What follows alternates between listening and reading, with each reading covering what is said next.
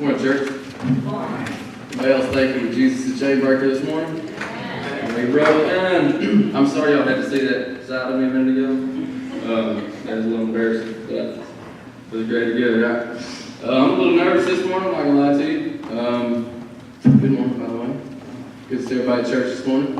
Kind of more faithful now than expected, but that's good. So, the Lord has been putting on my heart, give my testimony for some time now. Brother Chris asked me if I wanted to give it today, so I agreed. It's really quite something. This coming up month, I'll be going on 1 year here at Bethel. It's pretty exciting. It's awesome. Glad to be here. I love this church. Love each and every one of you. Y'all been so good to me. Mama, I'm gonna get choked up. I'm already starting. This is terrible. Ooh, y'all bear with me. This might take us a minute this morning. I got baptized out here last year, which is cool. It was amazing. Let me get this going in just a second. All right, it's my story that tells. It's one that tells God's grace and His faithfulness. Man, I'm so grateful for His grace and faithfulness. His faithfulness is incredible. It blows me away, and that's one reason I'm so thankful for sharing this. And I hope that it inspires you and blesses you as it has me. So many of you know that when you accept Jesus into your heart, you begin to walk with the Lord, that everything changes. Everything changes. And there's nowhere you can go, nothing you can do that can get you away from Him. He's going to be with you, whatever the circumstance, wherever you're at, whatever you're going through. So if you will, open your Bibles to Isaiah chapter 43, verse 2. This passage really spoke to me as I was hearing this testimony. If you would, go ahead and stand and honor reading the Lord's Word this morning. We'll go ahead and start verse 1. Everybody's there. If you got a Bible or a smartphone, a lot of people nowadays Verse 1 says, "But now, this is what the Lord says. He who created you, Jacob, He who formed you, Israel, do not fear, for I have redeemed you. I have summoned you by name, and you are mine. When you pass through the waters, I will be with you. When you pass through the rivers, they will not sweep over you. When you walk through the fire, you will not be burned. The flames will not set you ablaze, for I am the Lord your God, the Holy One of Israel, your Savior." Let's pray. Dear Heavenly Father, we thank you for this day. Lord, I thank you for each and every person that is here this morning. Lord, I thank you for this opportunity to get up here and bring glory to your name. Father, I thank you for your promise that tells us time and time again, do not fear, for I am with you. No matter what we're going through, Lord, whether we're passing through deep water or we're going through hot fire, Lord, we know that you're there with us. Father, I pray that you would bless this time and open our hearts for your message, Lord. It's in Jesus' name we pray. Amen.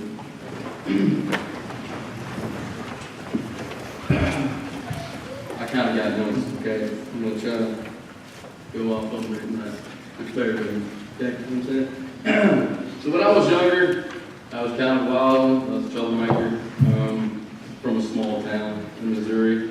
So a lot of you know, well, being a troublemaker growing up, I was actually arrested twice before I ever graduated high school. Some of you older people may be able to relate to some of that. You know, maybe you just didn't get caught. But I did. So anyways, I started, when I was in high school, I was in basketball, baseball. I was kind of a popular kid at school. I started drinking about age 16. And drinking led to more drinking, led to partying, which eventually led to even drug use. And I was just headed down the wrong road. I was taking a bad path, and it all kept multiplying. And so I battled with alcohol and drug abuse for right around 6 years, give or take. A little more, a little less. It took everything I had, destroyed me. It took everything good out of my life. It left me bruised, broken, beaten. Some hard times, some really, really dark times. So I battled probably mainly with prescription pills. I mean, there was days where I just couldn't see waking up in the morning. and facing the day, but I have a pill next to my side. And it was, like I said, it was really tough times.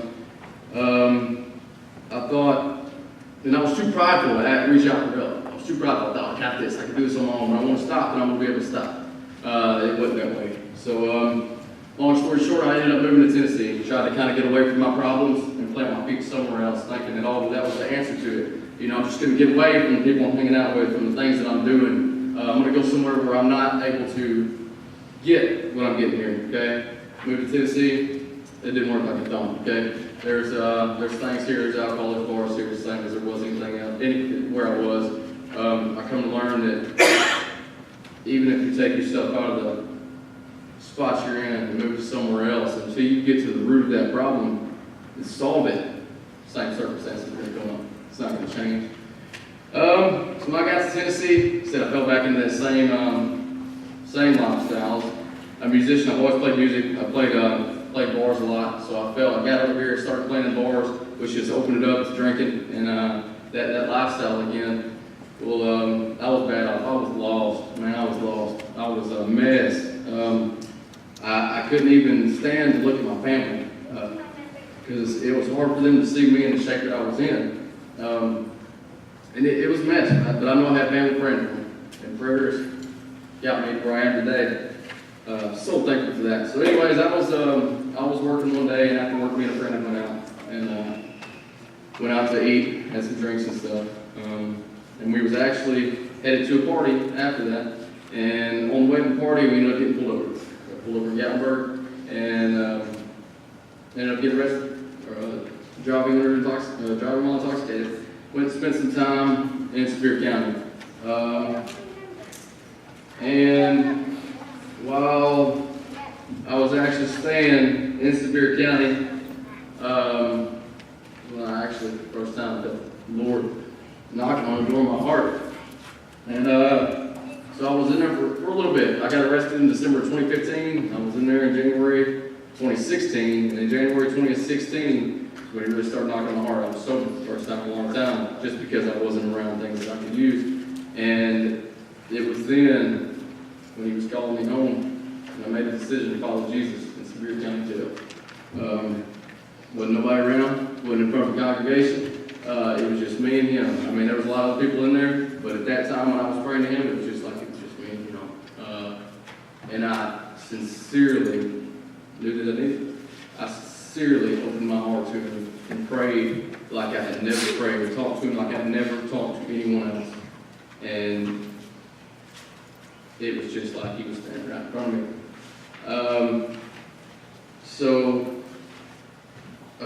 I prayed that he would take away the burden of addiction that I was struggling with. I prayed that he would change me and make me into who I needed to be, and that when I woke up the next morning that I wouldn't have to deal with that anymore. And I knew when I prayed that I was getting through somewhere. I knew that I was getting to him. And so the next morning, I had woke up. And for the first time in almost 7 years, I woke up and didn't have a craving, not one, not a want, a need, a desire, anything for a type of drug or drink alcohol. And I knew then that there was a God in heaven who hears and answers prayers. And that was the day that changed my life. I was blessed with a book by Rick Warren called Purpose Driven Life. If anybody's taking notes, if you don't know about that book, write it down. If you know anybody that is struggling with anything, whether it be addiction, or financial issues, somebody who does not have Jesus Christ in their life, you want to reach them, maybe slide them a copy of that book. That book's the book that changed my life. It helped me so much, and the Lord blessed me greatly with it. So, that's when Jesus called me back home. Now, I did have Jesus, but that did not mean everything was about to get easy. So, I think it's actually, we're about to start running out of notes. So anyways, make it easier than I got notes. That's a little trick. So, I accepted Jesus. I got out of jail, all right? When I got out, I had no friends, I had no family here. But I had, instead of that wanting desire for the things I used to do, I had a desire for the Word of God, okay? It was something that I needed at that point to get me through each day.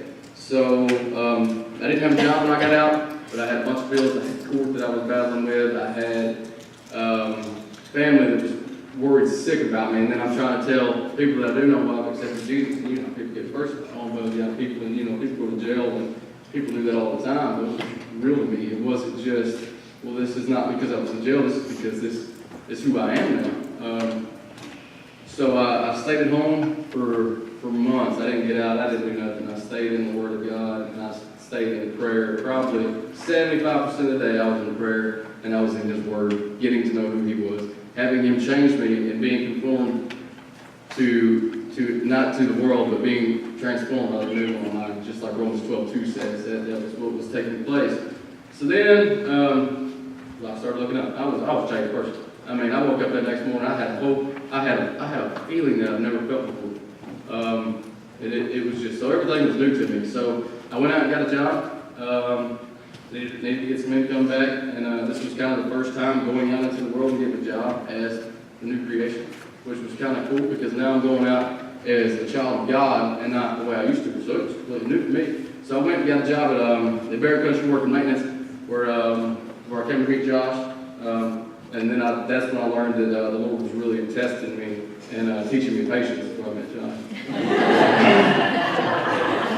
Just kidding, love that kid to death, man. He's a great guy. He's helped me through some dark times. He's really been there for me. He's been a blessing to me and my family.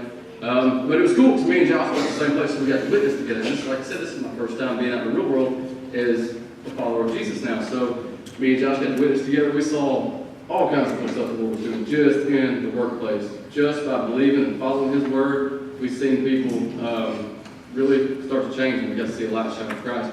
So then me and Josh, we had become friends, and we was like, well, you need to come to my church, and then you come to your church. And I was actually attending church somewhere else in town at the time. So he finally talked to me, and he was like, man, you got to come to Bethel. Man, Bethel's awesome. You got to come. So he dragged me here one day, and I came. After service, I talked with Chris Ferrardi, and I kind of got to tell him my story a little bit. Like, well, I'm a new, believer in Christ, and this is a whole new life change for me. Kind of told him what was going on, but I wanted to serve so bad because I was so on fire for Christ. And the church where I was at really didn't have no opportunities like that. And I'll never forget when Chris looked at me and said, "Man, if you want to serve, we'll let you serve." I'll never forget that. Ever since then, I mean, I started coming a lot more regular. Now you can't get rid of me. I'm here all the time.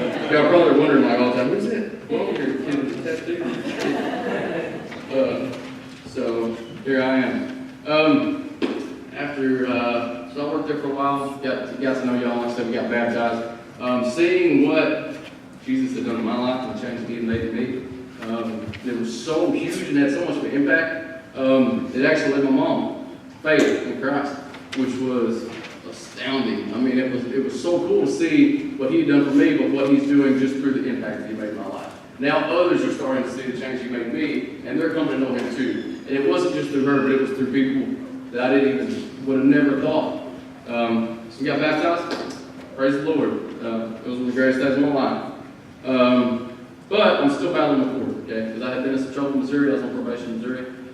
Now I'm in trouble in Tennessee, okay? That doesn't click well. So they was having me go back and forth. I was back and forth in Missouri a lot last year. Back and forth. It was weighing on me.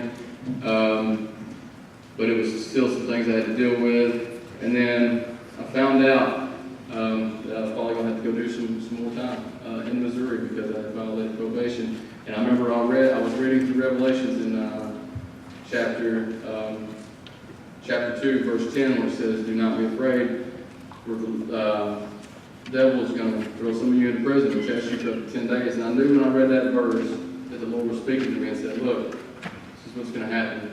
You're going to have to remain faithful. I'm going to be with you." And even after that, I had friends praying for me. They were like, "Man, you're not going." I was like, "No, I'm pretty sure I am." So I actually had to end up going back home to Missouri and serving a 4-month term in a state penitentiary. It was, talk about this. Like, really? I was scared to death. I'm not going to lie to you. It's a very scary situation when you have to go do that. And I had been in jail several times, but this was about the longest stint I've had to do. Probably one of the roughest places. So knowing this, I had about a month before I had to go in. I stayed prayed up. Well, I was praying hard. I know everybody, there's probably a lot of people in this church that were praying for me. Family was. I got prayed up. I drew real close to the Lord, which is why, like James 4:7, I believe, draw close to God and draw close to you is one of my favorite verses, because that's what I did. I knew that I had to. And he was faithful in that. So stayed prayed up before I was praying hard. I had to go. I get to Missouri. And I'm like, all right, my mom and dad drop me off. And I go in, and boy, I'm praying faster. You know, saying, Lord, help me. The prayers get faster, more consistent. So I get in there first night. I had to spend a night in county before I actually got shipped off. While I was in county, actually, as soon as I walked in, seen the Bible, grabbed my Bible, went up, found an empty cell, got Quincy hit. It was kind of peaceful at night because I was in there by myself. Not any more knuckleheads like I was. But so I'm praying, and I remember before I went to bed, I was standing up, and I was just, talking to the Lord, and I opened my eyes, and right above my bunk, there's a big cross on the wall that somebody had drawn before. I mean, there's a bunch of graffiti and stuff in there, but this was just, there was nothing else in the room, just a big cross. And I knew then, it's like, Lord, okay. And one of my prayers every day, several times a day, was, Lord, let me know that you're with me. I know that you're with me. Your word says you're with me. Show me something, Lord. Let me know, let me feel, let me see that you're going to be with me through this. So the first night, big cross on the wall. I turned around, and there it says holy right at the door, okay? Right above the door frame. So I walk out the next morning, I leave at like 3 o'clock. They ship me like 6 hours off up to near St. Louis, to the first camp I get to, where I didn't know at the time, but I actually had to spend 27 days there. And in that 27-day time period, it was awesome to see how God works. So I get to this new camp. Like I said, I'm intimidated. I'm a young country boy going off to do this, and so I get to my cell where I'm at, and I could have been in any. And this is a big camp. This is a big prison. Okay, this is a huge place. I mean, barbed wire fence, 20 foot tall, razor wires. It's pretty scary place. So, and it's really big. There's a lot of prisoners here. And where I went, the room I was in, I actually had a window. So my first time I've ever been locked up, I had a window. Okay, I had light coming in. So I'm like, well, that's a blessing. That's really cool. You don't usually get light in a place like this. You don't even know if it's daytime or nighttime. So I had a window. So I'm thankful for that. And so I get to my cell, and I lay down, and it's just hard on me. I can't make a phone call for 30-something days. Here we go. This is the start of 4 months right here. This is going to determine how it is. So I'm praying, and I look out my window. I'm just taking it all in. I can see the highway. I can see cars passing by. It kind of gets my attention. Right above the highway, there's a big billboard. And it says, just as plain as day, Jesus, right on this billboard. And I can see it from my window. If I was in any other cell, any other part of this camp, I would not be able to see that billboard. It said Jesus. So glory to God, you're with me. Amen. That gives me confidence. That gives me a little bit more courage. So I hop up out of my bunk, and I'm talking. I start to talk to the guy that's above me, my bunkie. I go, hey man, how's it going? This is how long you've been here. It's like, what's your name? I see he's got a Bible laying on his bed, NIV, which came to be good use to us for the 27 days. Hey man, what's your name? He's like, man, I'm Noah. I'm like, really? that's pretty cool. Like, check this out, man. Did you see we got a window? Did you see outside the window what it says in the living room? And I was telling, so then I got to witness to him, tell him, look, I'm going to believe in Christ. I've been following Christ for 6 months now. It's been awesome. It's not been easy, but it's been awesome, okay? It may have been the hardest 6 months of my life, but it was the best 6 months of my life. Amen? When you follow Christ, it's just like that. So I'm like, man, check this out. I got the billboard, and you know, cool, man, what are you studying in? So we get talking about it. We're talking, and there's 2 other people in my cell. It's a 4-man cell. So there's 2 guys across from me, and we get to talk with them, and guy's like, hey, well, my name's Joe. I said, Joe? They said, they're like, yeah, man, his name's Joe, and they all kind of started clicking with him too, and they're like, man, that's kind of cool, So my bunkie's name is Noah. The guy right across from me in his bed, his name is Joe, and then the guy below him is Bill. He was just Bill. And we'll get to him here a little bit of the story too. So right now I'm just like amazed, you know what I'm saying? I'm sitting down in the bunk, I'm swelling up a little bit, I'm thinking about what's going on, I'm like, Lord, I'm getting overwhelmed, like, this is pretty cool. And this is all happening within a matter of like 10, 15 minutes. So we sit there and we talk, and I get to know Noah and Joe, and tell them kind of about my story. And then some other guys come from the cell right across from me. Okay, there's probably 30 cells in here. The cell right across from us. They come over the flank doors, they're talking to guys. because they've known each other. I'm the new guy, so I'm kind of introducing myself to these people. So they play cards, and they get up. There was two other guys, and they get up and they get ready to leave. It's about time to go eat. And as they're walking out, Bill says, "All right, Moses." And I looked at Bill and I was like, no.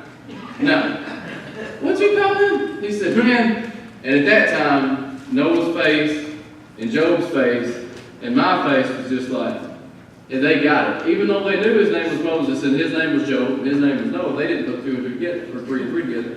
So when he said Moses, I just lost it. I lost it. I went and laid down, and I was overwhelmed at that point.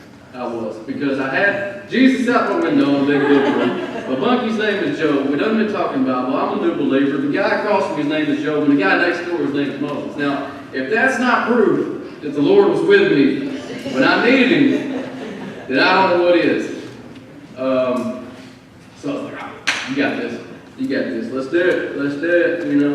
And I knew that going in that I had a mission, that it was no longer serving just my time, but I went in with a purpose, with a mission that was from God, and that was to be a witness, to be a light in a very, very dark place. And he had told me this time and time again before I even went in. So at that point when he showed me that he was with me, it was like, all right, game time, you know.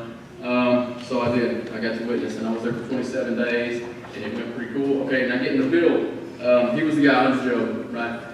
Old Bill, he's been in the system for years. He was there for 16 months when I was there. It was his 16th month, and he was really lost, man. He's a hurt guy. Well, being in there so long, I mean, you don't get many things. I was excited about the window. Okay, you get excited over little things. Little things that make you happy. Okay, so he somewhere along the line, he got a postcard with a cat picture on it. So he cut this cat. He had a picture of this cat. This cat became his pet. Okay, he loved this pet cat named Little Gills. Okay, and at first I heard him say the name, and I was like, what? I didn't get it at first, but then I come to find out the Little Gills is this guy's pet cat. So then you don't just like laugh at the strange like little guy in prison and be like, "Oh, you're a pet cat." You kind of go with it. You know what I'm saying? So like at nighttime, like he'd be like, "All right, Little Gil says night." Everybody's like, you know, because you don't want to be like, "You're crazy." So that went on for a while, and then one day we was having Bible study. We was praying. It was going good, and then there was actually me, Joe, and Noah sitting around. Just so cool to say. We were sitting around having Bible study, and Bill, Job actually turned around to Bill and said, "Hey, Bill, do you want us to pray for you? It's something we can pray for you about.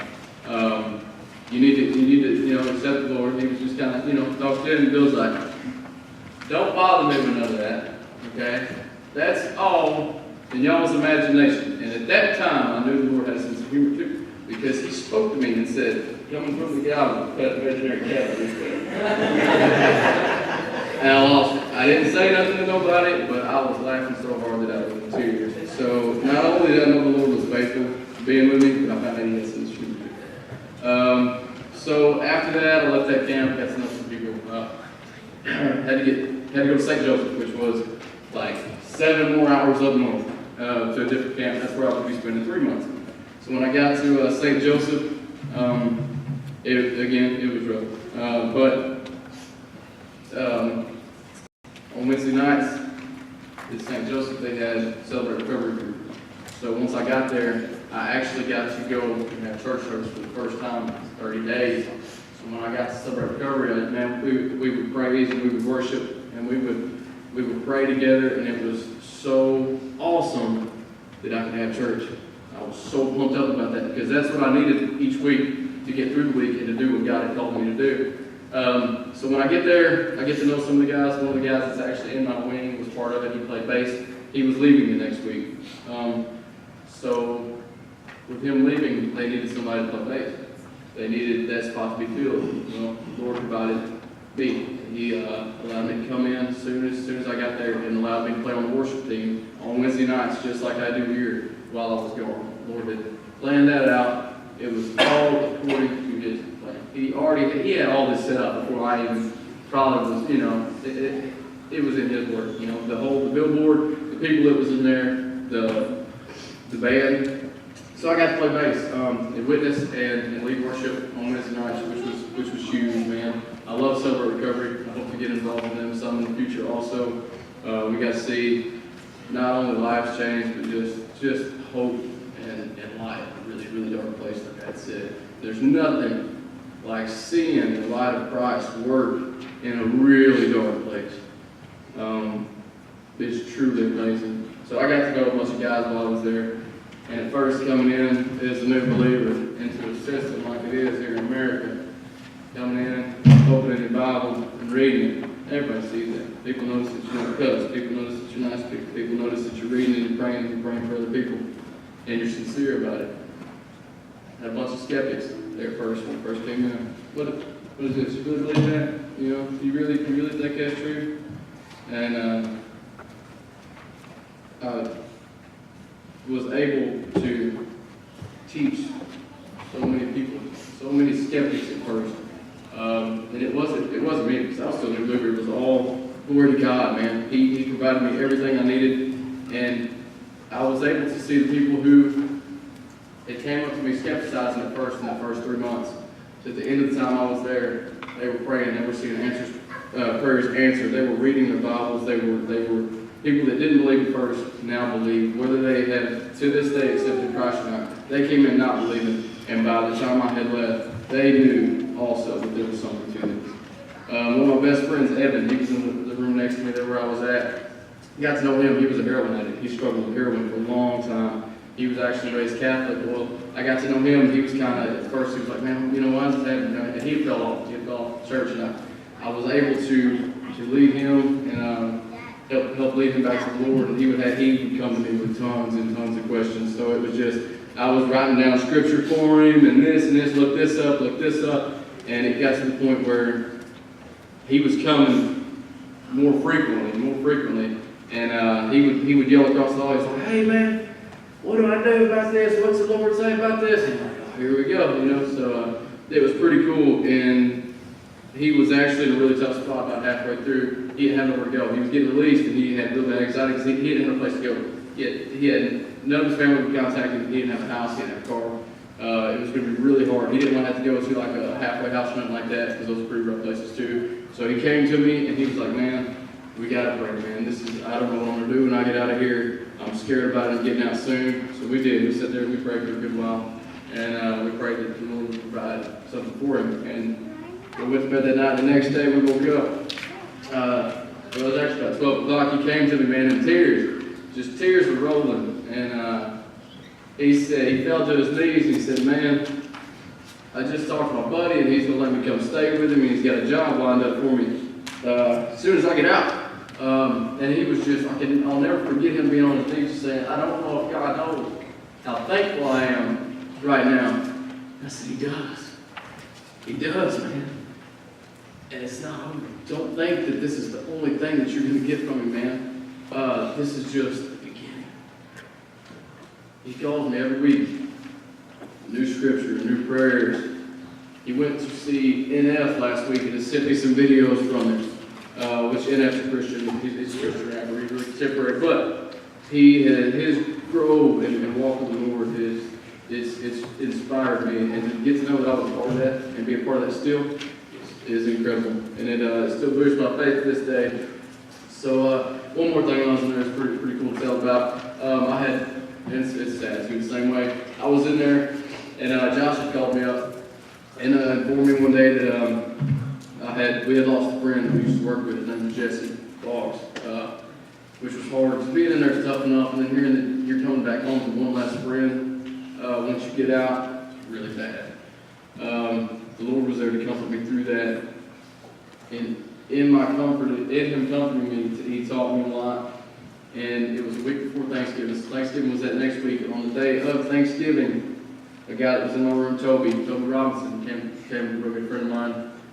We were having a good Thanksgiving morning. We were watching football. Some guards come up to our wing and pull him out and say, "Hey man, we hate to tell you it's on Thanksgiving, but your friend, I can't remember his name, but his best friend had also passed. We kept in mind, and they were like lifelong friends. They were like brothers, and they knew that he was sick, but they were waiting on Toby to get out. Because Toby wanted to sing one last time before he died. But he didn't get to. So he found out that he had lost his best friend on Thanksgiving. Well, Toby he lost it. And he went back to his cell, and I called him back here, and I was able to help comfort him that week after, because the Lord had just helped me. He had helped comfort me through the same thing. So I grabbed him up, and I told him, man, I told him, we sang Amazing Grace, just as loud, as beautiful as it had ever been sung, man, right there in the cell, and people was coming up and joining in with us, and I hugged him, and I prayed with him, and the tears of sadness that had started were now tears of joy and laughter and hope. Just through the song Amazing Grace and prayer. And after we got done singing, he sat me down in bed. He said, man, when them guards came up and told me that, they said, hey, do you want to go see our clergy here? You want to go over to the church and talk to the pastor, preacher? He said, he looked at him. He said, no, I want to go talk to Brother Green. And that's what he did. And that meant so much to me, man, to be used by the Lord in that place. And another sign of the Lord's faithfulness while I was there is these right here. These are letters written from you guys here at church, the youth. And man, I'll never forget the day I got this right here. You talk about happy. When you get mail, it's a good day. When you get 19 letters in the package, everybody's like, who's that from? You share it with people. So I'm sitting there, I'm reading through my letters, and people, you don't know, but you weren't only helping me out, you were being a witness by sending those letters. People that saw those letters realized that I had a church back home that loved me and cared for me. And I'm hoping that they have found that too now. Because as I'm going through these letters, they're reading and they're passing, and they're like, man, God's good to you, Fred. I'm like, amen, So I wanted y'all to know that this meant an awful, awful lot. And to other people too. So I'm going to get close to wrapping it up here. Lord is so faithful. So faithful. Even when we're not. He's there. There's no place you can go that He's not going to be there to help you with. No matter what you went through, just like we read the prodigal son story. The first time I read that, that's all I needed. I'm home, Lord. And I'm here to tell you, you haven't accepted Christ into your life. If you're not walking with Christ, please do. Because you can be doing something right now. It doesn't matter where you're at, what situation you're in, how bad it is. He can be using you. He wants to use you. And the thing about it is, the darker the situation, the harder the situation, the tougher the situation, that's where His glory really shines. If you're going through something hard, trust in Him. Trust in the Lord with all your heart and lean not on your own understanding. But in all your ways acknowledge Him. He will direct your path. Pastor Kirby's, he said, that's his favorite passage of Scripture. It's pretty close to being mine too. And that's all I got. Thank you, church.